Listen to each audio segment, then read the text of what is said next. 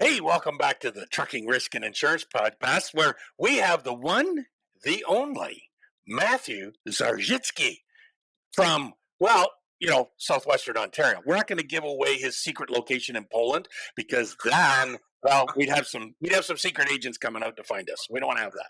How you doing, Matt? Not bad. How are you doing?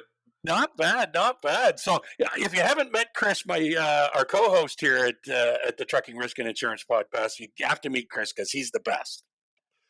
Well, I'm one of the, I wouldn't say The best, but yeah, there you go. There you go. so, Matt, so for our wonderful listeners, Matt, give us a background. Who are you? What do you do? We'll get into talking about what you do, but give everybody background, what you do, what you've been doing. I've done a little bit of everything, I like to say. Asset-based logistics is probably the most general way of putting it, but a little bit of background. I've been in logistics, brokerage, and trucking for, I don't know, over 10 years, under 20 years, maybe 15, whatever that number is. I think I have a unique story. I kind of like it. I started off in logistics working overseas. I was in Afghanistan doing freight forwarding for a year. So I worked with the NATO troops and supported them when I was there back in 2010. So I was there for a year. And then after that, I came back to Canada. I worked for Bison Transport for about 6 years. I did a lot of asset stuff. I did a lot of their planning. I did LCVs. I did their LTL. I started their brokerage in Toronto. And then I went from there. I went over to actually fuel transport. And then I started their Toronto office. Cool. And I did more brokerage. And then Traffics picked me up to help them with SK Cornerstone down in Kingsville. And help with LTL Produce. I have a good friend over there, Mr. Chuck Snow. So yes. So yeah. Wait, and you might know probably Andrew Stacy. Was Andrew there the time you were there? He was in the safety and risk management role. No, I did not know Andrew Stacy.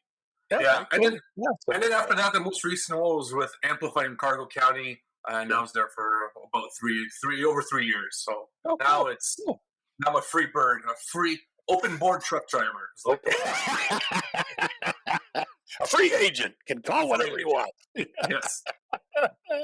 Cool. We're going to. Sorry, I was just going to say we're going to be talking about the problems and issues that logistics brings up, right? The challenges that they can create without the proper vetting, and some of the challenges that the carriers themselves create for themselves when they're working with brokers because they don't do their due diligence as well, which is I think a great topic coming into the new year for sure. Right. Yep. Yeah. Well, we're hearing a lot out in the industry, and rates are tough. We know that, spot market, contract rates, and whatnot. So I imagine that must play on, your side of the desk when you're having to talk to motor carriers, you're brokering freight to them, and trying to negotiate rates. And I bet you times there might be even some arguments on what those rates should be. Yeah, the rates right now is a very funny thing, right? It's not going to get any better from what I've been reading, everything that's been telling me. Everybody needs to bootstrap themselves into a hard 2024, at least the first half, going into the second half. What that creates is a lot of cutting corners from a lot of carriers in different areas, right? And that's something that, will make a lot of brokers steer away from you as they're talking to negotiating the rates because if you're cutting corners on certain things, you're going to be cutting corners on things that really matter, and safety is one to kind of tie back into our conversation today. But yeah, conversations, I've had a lot of carriers come up to me and be like, hey, we're looking, I need salespeople. I need to figure out how to get more money into my pocket because I'm not going to survive this year. What can I do? What is some advice? And you can't be doing the same old is what I've been telling everybody. You can't be doing commoditized freight. Leave that to the big boys. You can't compete with the Schneiders and the Primes and the Bisons and all those guys because they got it down to a science. They save a penny on fuel. That's millions of dollars from over the year. You save a penny, it's like that's not enough for you to save, right? Right. And one of the very first things that caught my ear when you were talking about is you mentioned due diligence that the carrier should be doing on the broker. Can you expand on that? What do you mean? I mean, there's a lot, well, everybody knows there's a lot of double brokering going around. It's a very much a pandemic in the U.S., not so much in the Canadian sense, like they have a problem in the U.S. So due diligence of who you're working with is just as important. Because every dollar matters, your risk assessment needs to be very, very high. So just because someone's offering you a great rate and you don't know them and they don't have any good references, that could be putting you back a month's worth of loads if they disappear because you didn't do your due diligence against them. And if you don't have a proper bond or et cetera, because on the Canadian sense, you don't have a surety bond to go against. So a lot of them can just disappear tomorrow and you're left holding, your load between your So when they do disappear, what happens to the trucking company? What's the exposure? I mean, besides not getting paid, which is big, but not getting paid for the load, is there other risk involved? Oh, I mean, the driver's not getting paid, the livelihoods of people. And then there's also the exposure of losing a customer, which is unforeseen. So let's call it, a driver, a medium-sized company has this happen to them. And the origin and destination is, Procter & Gamble and Walmart. So you're going to use the Bill of Lading Act. You're going to go after those two to get your money. Well, hey, if you start legal proceedings against those two guys, and then next week your sales guy approaches them, be like, hey, I'm listening, I'm trying to get you onboarded as a customer. They're going to look at who's suing them first. And if you're on that list, they're going to be like, we're not interested today, right? And that's the unforeseen piece that we don't see often. And the same thing with 3PL. So the double brokering or triple brokering that happens is, hey, you might get a great load from Traffics, right? But it's it's not really from Traffics. It's from another broker, and they disappear. And then you go after Traffics. Well, Traffics might be like going, hey, I gave this to X person, and it becomes an intertwined mix, and they're going to have a bad taste in their mouth as well. So you're losing that opportunity. So then you have this risk reward kind of looking at things going, do I chase them legally? Do I forgive their debt? Do I try to come up to an amicable solution? And it's nobody's fault that's in the middle except for the broker that disappeared. And I'm not saying that this is like every broker is a bad broker. There's obviously very much a need, but there are bad apples just as much as there's bad carriers, bad drivers, because there's bad people. That's just the bottom line, right? And when times are desperate, people do desperate things. Funny enough, I live in Kingsville, or Poland, as John said. And last night we had a carjacking in town, and it's just because of the tightness of everybody having. It's in a small town, you don't usually hear about that, but broad daylight, someone just jumped into someone else's car and drove off right next to the TD Bank. Yeah. But it's desperate times create desperate people, and they will do more drastic things that are normal. That's what I mean by we're going to see more of an increase of this risk assessment coming into 2024, because 2022 was great. Everybody had a great year. There's no doubt in that. People who had the forethought built a bit of a war chest. Those are the guys that did pretty good in 2023. There's others that didn't do that, and they overspent and over-leveraged themselves, and they created a situation where they're coming into 2024, and they thought it's going to turn around by now. They're like, oh, it can't last 6 months. It has to be done and over now. Well, it's going to be an 18-month struggle. It might not be a recession. It might not be exactly that, but it's going to be very, very, very, very tight because, just because the government doesn't want to call it a recession doesn't mean it's not. Like I paid 3 times as much for soup the other day at Zares, right? Or rather, a grocery store. You can bleep that out for me, Chris. As an example, and I'm not saying it's true, but you guys get the Yep. Sure. Well, it makes for tough times all around. There's no doubt about it. So when it gets tough like this, so we know that motor carriers will cut back in areas that they shouldn't, by all means. But from a broker standpoint, when you're brokering freight and you're partnering with that carrier, what safeguards would you have in place to make sure that they're not cutting back on those areas? And that, because obviously if I'm cutting back on safety or maintenance, for instance, you put the load on the guy's truck, you've got to be concerned that he's not going to get hung up at a scale because his truck doesn't pass inspection, or he gets involved in a crash, or the driver he hired is really not properly trained, and now we don't even show up, and now you've got a customer problem, not the carrier. Mm-hmm. Well, and before Matt answers that, there was that successful lawsuit a number of years ago that went against C.H. Robinson for $23 Yes. million Yep. because they hired a trucking company with a, to say, poor safety record. Horrendously It poor. Yeah. is being polite. But Yeah. so now with that, Matt, I'll throw it back to you. What does the broker do in the way of checking out the carrier? Well, there's different levels of brokerages, and maybe let's take a little step back. There is a funny thing that's happening in the industry where certain terms become popular, and then they lose their effectiveness because certain people like it or don't like it. So, okay, what is a broker? What is a logistics provider? What is a supply chain specialist? What is a 3PL, a 4PL, a 5PL, right? And that really, or a freight forwarder, right? Like what Europeans see as freight forwarders and what we see as freight forwarders is vastly different. And that's because certain terms start getting a negative connotation behind it. So a certain level of your partnership that is a 3PL or a 4PL will have a far better due diligence process to figure out what is going on. So like the Trafixes, the C.H. Robinsons, the Echoes, those guys have a very much an analytical portion of their company that really dives into, is this carrier safe? Are they doing what they say they're doing? Let's check up on them. Let's have a carrier sales conversation with them. Let's treat them as a customer and really dive deep into their operations. They'll tend to have a better observation of how and who to use as a carrier, and will blacklist carrier, which I shouldn't say blacklist. They will not engage specific carriers based off their safety ratings because they have a better profile often. They'll use tools like Carrier Pro, one RMIS. The challenge becomes when you start looking at those smaller and newer brokerages that are evolving or coming about.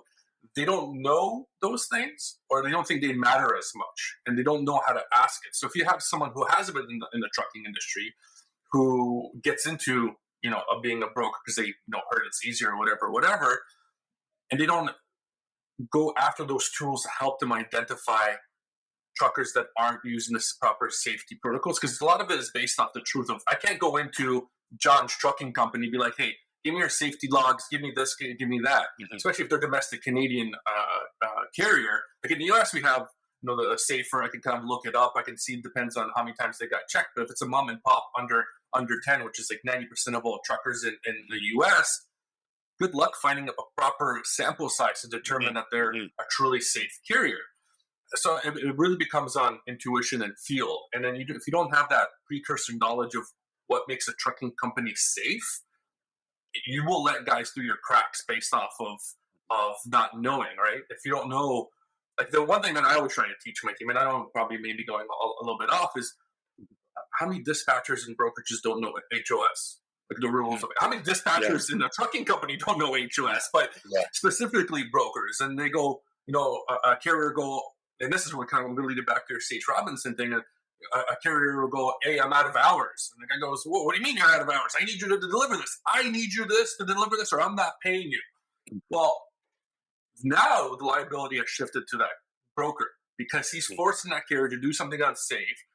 He's under pressure from the money aspect of it. He's going to be like, well, I need the money. I need to survive. So his back is against the wall. And that liability that we talked about, like with the C.H. Robinson position, shifts to that broker. And that risk exposure becomes a brokerage piece. That's why you see a lot of the bigger brokers, Trafix, all the Canadian ones, have those kind of really tight analytics of, is this carrier safe? And how safe are they truly?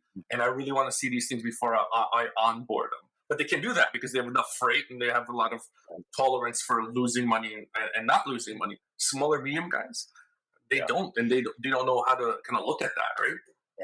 So it sounds like something that is very key here is you haven't used the word, but I think you're pointing in that direction. Relationship. You really want to build a good relationship between the broker and the carrier, for the simple fact of, if I have a good relationship and I run into a snag, I can always pick up the phone, call the broker, and say, "Dude, we've had a misfortunate incident, or there's traffic jam. Can you call the customer? Can we rebook the delivery time?" And you as a broker would probably go, "Let me get a hold of them. Let me make that happen because I know you're good guys. You're there for me when I need you, but let's not make a habit of this." Versus that transactional type relationship where I just give a load to somebody and I don't care what you're doing. I don't care how safe you are. Let's just get the load delivered so we can make money. Yeah, and I'm glad you used the word relationship, John, because I think that's a buzzword that everybody kind of uses. It's like when you join a company and they say it's family oriented. You know, Yeah, it's yeah. it's like, oh, we're a big family here. Okay, Dad, hand over 10 grand for me so I can sign it. Exactly. No, so the same as the relationship buzzword. It becomes. I think it kind of moved away from what it was truly meant to be. It has to be Yeah. a symbiotic relation or symbiotic connection with that carrier. Meaning, you really need to know what's going on in their day to day. Sure. But John, how do you figure that out? I have a load. I go on the load link. I post it. Chris calls me up and he goes, "I got a truck. I can do it for the rate." His references are all good. How do I build a relationship off of just one phone call and listening to Chris on the phone? Right? And that I got becomes fun. 20 minutes to figure out if I can cover it. I'm not going to ask for a CVOR. I'm not going to ask for additional safety aspects of it. I'm going to have a score sheet. I'm going to look at it. I'm going to check off all my check marks. But after I'm done with Chris did a good job. And Chris just needed me for that one load because he got stuck that day. And he's not going to call me back. I have 40 other carriers on my list that couldn't do it today. I'm just going to move on. And then that becomes another problem because that is very much seat dependent. What I mean is that the guy who's sitting in that seat builds that relationship. This is the same thing with sales. I get hit by a bus tomorrow, or John runs me over because he was texting and driving. I do that a lot. And then you lose all those relationships. So then you have to start all those relationships with carriers and whatnot. And they might treat someone different because they don't know where they can push and pull. And then that's where you lose a lot of trust as well. Yeah. And I think trust is where you're trying to really get at, John, is the word that we need to really establish. Yeah, good word. Yes.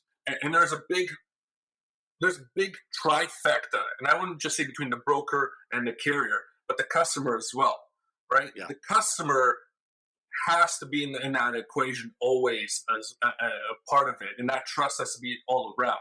If you don't trust your broker that he's giving you the right answer, that the reason why this driver's running behind, there's a trust problem with your broker, and maybe that relationship's already sour and toxic, which then sours your relationships down the road.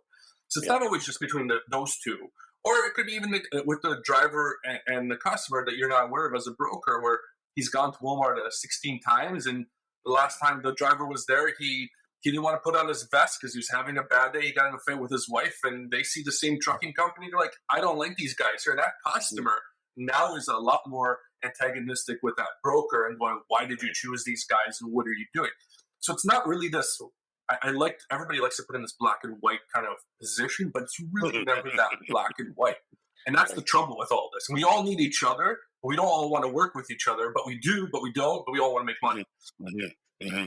Well, why is it that the Walmarts of the world, for lack of a better example, and I don't even know if they use third-party brokers, but why is it that they use a broker rather than going direct to a trucking company?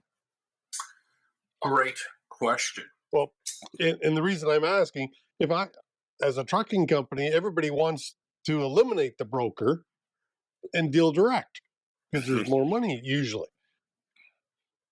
So what's the rule? So best way to describe it for the simplest terms, why do you use a real estate agent? Good question. In some situations, because I have to, but you're trying to get the best deal, and you've got, with a real estate agent, I can look at a larger area of trying to buy a house or sell my house in, rather than just me and one interaction with one person at a time. Perfect. It's the same answer comes across for the Walmarts and the carriers. So now imagine you're Walmart and you have thousands and thousands of vendors on your list. Imagine the bureaucracy in the background that you're creating with all these vendors. You got mom and pops, one or two carriers, and you got to keep compliance on all these guys and do all this kind of stuff. That becomes a nightmare of a headache of a balloon of a bureaucracy. I mean, quote unquote, we call that government at that point, right? Yeah. And you don't want that. So what they do, they streamline it. They go, hey, 60% or 70% of our providers need to be assets. And those within those 70% assets, 30% have to be a dedicated asset, meaning I don't want to see anybody else but that asset. So the Canada Cartage is a great example. Don't use Canada Cartage, the big retailer, because they know it's always going to be a Canada Cartage in there. And then they'll use those asset-based logistics where they go, these guys are great assets. They have a lot of trucks, the Bisons, the XTLs, all those guys. They have a brokerage. They're very good at that brokerage level, but they're not specialized in that. But they know if something hits the fan, I can still have that position for safety. And then you got those brokers, they go, I kind of want the best bang for my buck. I want to be able to not only have my contracted rates to be able to budget, but I want to be able to play the market. I want to, not only am I putting my money in the savings, not only am I putting in RSPs, but I want to put some money into stocks. I might win, I might lose, but overall, in the long run, I think I will do better. And that's what a broker, 3PL, logistics supply chain professional will do for you, is they'll run that market on that cyclical portion, and they'll help you with the ups and the downs and whatnot, right? So what I heard is usually it's only a portion of, well, you continue to use Walmart. They would only use a broker for a small or a portion of their freight that they need moved, typically. It depends. It really does, because there's, again, we're going back into like some sticky little positions, but like Ryder is a great example. Ryder is like a big 4PL and a broker as well, right? And a company like Walmart, let's say, and they don't use Ryder, but they will use Ryder for their transportation management, and within that, they will control all their transportation, and they'll have set rules and guidelines of what to use and how to use and whatnot. But they might even then open it up where you find all the trucking companies for us, or this is the list I want to use, and they use that 4PL as that managing that logistics aspect of it. That's why it's not so black and white. There's brokers who are just transactionals that out there that will do little things, but there's actual logistics providers that will help further along that supply chain that an asset can't do. Like typically, I'm not saying all, the majority of assets, the Bisons, the Criscas, the Schneiders, the Primes, they won't source product for P&G from another country. That's not part of their ethos that they want to set in. But someone like C.H. Robinson, they will have that part of their longer supply chain, right? They will be able to source product for you. They'll be able to add procurement. They'll be able to add warehouse. They'll be able to add different logistical solutions across the world that will attract a customer to it. That's why the level of brokerages kind of, makes it sticky, because it's not as black and white as everybody kind of puts it. And then when you ask, the next question is always why asset over brokerage, and which ones are better? Neither are better. It depends on your niche. But if you look at it from a dollar figure, you might say, well, brokerage is so much better because look at the largest one, C.H. Robinson, is so much larger than the largest asset, but they're providing different services and needs, right? A lot of people don't know, like Schneider does, or used to, I don't know if they do anymore, they used to provide trucking services in China, which was one of their growth pieces for a while. And they were trying to expand that, but I think they scaled back. And that's why you don't see a lot of, why don't you see a lot of North American trucking companies in Europe, right? And that's that kind of limit of where can you expand your asset, but it can still be a profitable thing if done correctly, if you do your safety, your maintenance, and all that else. Well, we're definitely seeing growth of Canadian companies in the U.S., whether they're purchasing fleets or setting up terminals and whatnot, more so than we are seeing U.S. companies coming to Canada. That's been an interesting challenge here. So, I love that topic because for me, one thing that I learned when I was working overseas is question is why Canadian companies are so good at that. And the best way I describe it is when I was working overseas. Americans are very fantastic, and I think they're the best in the world at this. They're very good at being specialized at something. So I'll put in the context of the military terms. So an American rifleman would be the best rifleman you'll ever have in the military because that's all they do all day long, all week long. They will practice to be that best rifleman. But give him a radio or give him something else to throw in there, like whatever, or be a sniper at that point. He cannot do that because he's only the best rifleman. Canadians, because of their nimbleness, they have to be good across the whole network. So a Canadian soldier has to be a medic, it has to be a rifleman, has to be able to pick up a sniper rifle, has to be able to clear a room. So he has a far more generalization knowledge. So in my travels across the world, what I always notice that these bigger companies, these bigger freight forwarders, usually at the top, if you look at it, majority of them are Canadians. And you wonder why a lot of them are Canadians, because they're so good at that generalization across that logistical position. So they can do a little bit of everything because that's what Canadians are exposed to. Here, we're so spread apart. We have to use rail. We have to use marine. We have to use all these things. If I'm going to deliver to Newfoundland or Victoria, because there are larger population centers in Canadian terms, I have to be able to do all those things. That's what makes Canadians great logistical people, in my opinion. Got to be able to diversify. Exactly, but when you go across the border, that diversity makes it a great thing because when you're as a customer, I get a whole wide range of different things. They can work with borders now because they're used to the Canadian-U.S. border, so they can do Mexico into the U.S. and Mexico back into Canada, and that starts opening up different wide ranges of things that they can do, and that becomes far more appealing to a customer when a Canadian company approaches them. Because if an American company approaches them, they're like, I can provide you 100,000 trucks going from Washington State to Florida. Well, if I don't have 100,000 loads, that specialization doesn't help me. But if you have that diversification in there, that becomes more appealing in times like this, in my opinion. And times like this, we are in a freight recession as we record this. At least that's what all my customers are telling me. And the reason, Matt, for my silly questions about load brokers, in trucking, I've only been a dispatcher and it was for a dedicated customer, or I've been in safety. I've never been exposed to load brokerage, and that's why I'm asking some of the maybe simpler questions because Great questions. I've never used them. Yeah, and they're becoming more prevalent, right, as time goes on. Because it wasn't before the '80s. There was no freight brokers really. Yeah. It's a very much a North American phenomenon that really started in the '80s, and since then it's really spiraled and it became a more dominant, especially during COVID. It really took off, right? Well, and there's some huge brokerage, and some of the asset companies, a lot of them have a division that is a broker division. Correct. And again, I don't understand all the intimacy there because I've never worked in that environment at all. I think it's a fantastic way if it's done correctly.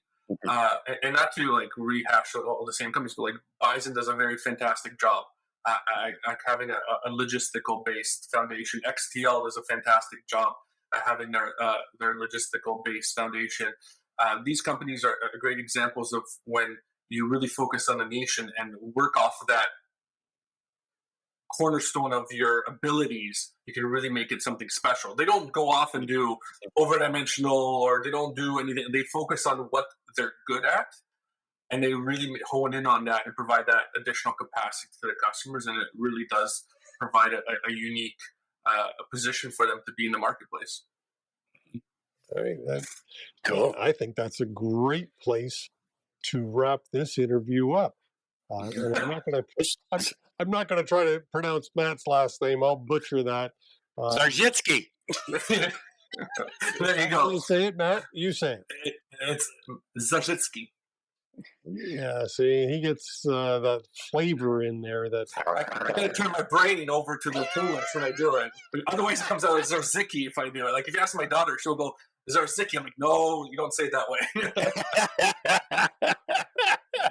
Yeah, it's funny how the different languages. I was married to a Croatian lady, and they get their R's rolling.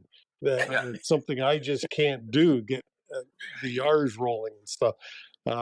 Difficult. But anyway, Matt, Thank you very much. Your contact info is in the show notes down below. If somebody's got questions for Matt Yeah. about third parties, about brokering, and things, please reach out to our guest, Matt. His contact info is down below. If you didn't agree with Matt, reach out to him or leave